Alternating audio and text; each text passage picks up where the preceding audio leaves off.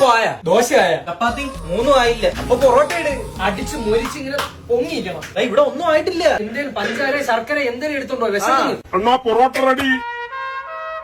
പുല്ല് അടിച്ചു വെച്ചിരുന്ന പൊറോട്ട എല്ലാം ഇപ്പൊ തിന്ന് തീർക്കും. കോഴി കൊത്തി തിന്നുന്നാണക്കല്ലേ ഇരുന്ന് തിന്നുന്ന ആസിട്ടാ. പൊളി കച്ചവടമായിരിക്കും കടയിൽ. എന്തൊക്കെ നീ എന്തിന്റെ ഉമ്മാര് വീണ്ടും വിളിച്ചു വരുത്തിയ? അവന്മാർ വന്നു കയറിയാണ്, ഞാൻ വിളിച്ചില്ല. വന്നൊരു മുട്ടയിലടിച്ച് ഓടിക്കണം. ഈ മൈദമാവ് തിന്നോണ്ടാണ് കഴിഞ്ഞ ആഴ്ച ഉമ്മാര് പോയത്. നിന്റെ ഒന്ന് വീട്ടിൽ ആഹാരം വെക്കത്തില്ലടാ. അല്ല, ഫ്രണ്ട്സ് കഫേ എന്ന് കേട്ടപ്പോ ഫ്രണ്ട്സിനുള്ള ഫാദേഴ്സ് കഫേ കേട്ടോ. നീ അച്ഛനെ കൊണ്ട് വരും. ഓ ഫ്രിഡ്ജിനകത്ത് കയറി ഇരിക്കാൻ പോണ്. നീ അധികം കൂടെ എടുത്ത് തിന്ന്. ഒരുത്തനുണ്ടല്ലോ അവൻ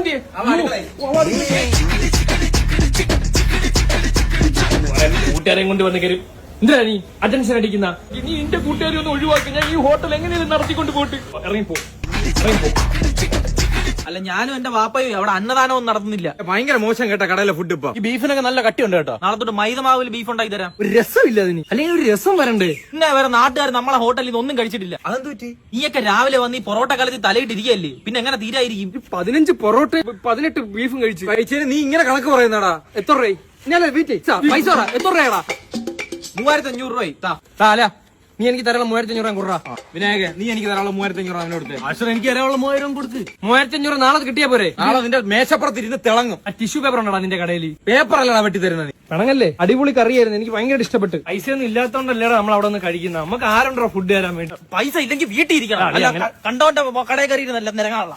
നീ കണ്ടവനാടാ നമുക്ക്. നീ എന്റെ ബെസ്റ്റ് ഫ്രണ്ട് അല്ലടാ നമ്മളാ. പിന്നല്ല. നീ ഒരു തേങ്ങ ഇല്ല. എനിക്ക് നിങ്ങളെ പേടിയാണ്. പോ.